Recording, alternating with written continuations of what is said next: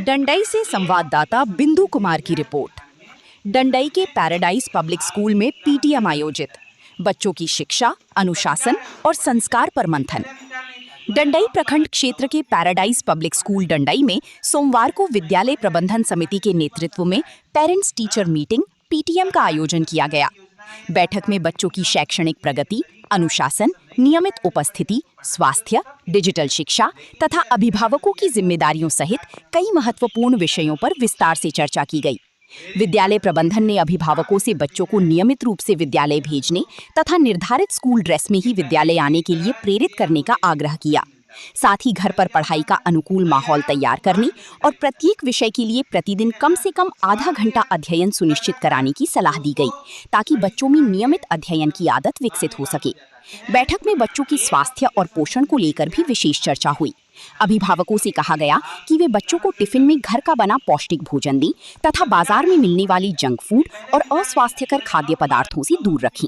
विद्यालय प्रबंधन ने बच्चों को सोशल मीडिया प्लेटफॉर्म जैसे व्हाट्सएप, टेलीग्राम, इंस्टाग्राम और फेसबुक के अनावश्यक उपयोग से बचाने की भी अपील की।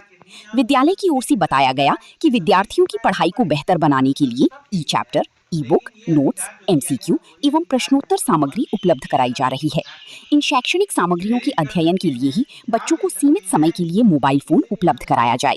साथ ही अभिभावकों से आग्रह किया गया कि बच्चों के अध्ययन के दौरान वे स्वयं भी अनावश्यक मोबाइल उपयोग से बचें, ताकि बच्चों का ध्यान पढ़ाई से न भटके।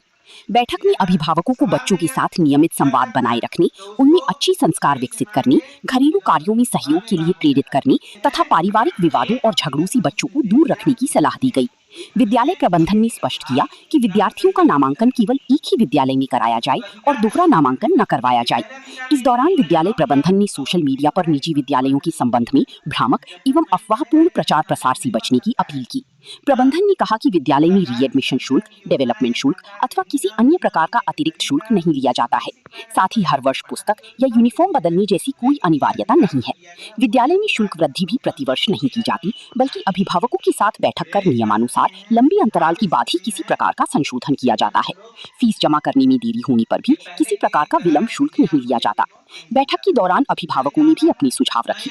कई अभिभावकों ने प्रत्येक अध्याय की पढ़ाई पूरी होने के बाद उसका टेस्ट लेने तथा विद्यार्थियों की मासिक शैक्षणिक प्रगति का नियमित मूल्यांकन करने का सुझाव दिया, जिसका विद्यालय प्रबंधन ने स्वागत किया।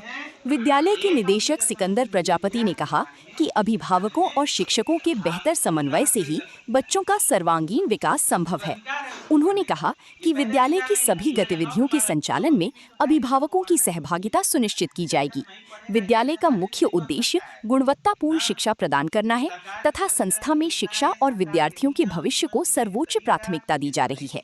बैठक में पूर्व प्राचार्य आर.के. विश्वकर्मा, प्रभारी प्राचार्य बिंदु कुमार रवि, वरिष्ठ शिक्षक उपेंद्र कुमार रवि, विकास कुमार, शिक्षिकाएं खुशबू विश्वकर्मा, विक्की देवी, रीना कुमारी एवं अर्चना कुमारी, अभिभावक संजय यादव, छोटन यादव, आनंद पटवा, एस कुमार राम, इमामुद्दीन अंसारी, किताबुद्दीन अंसारी, अरुण कुशवाहा, दिलबर कुमार रवि, श्रवण प्रजापति सहित बड़ी संख्या में अभिभावक एवं शिक्षक उपस्थित रहे।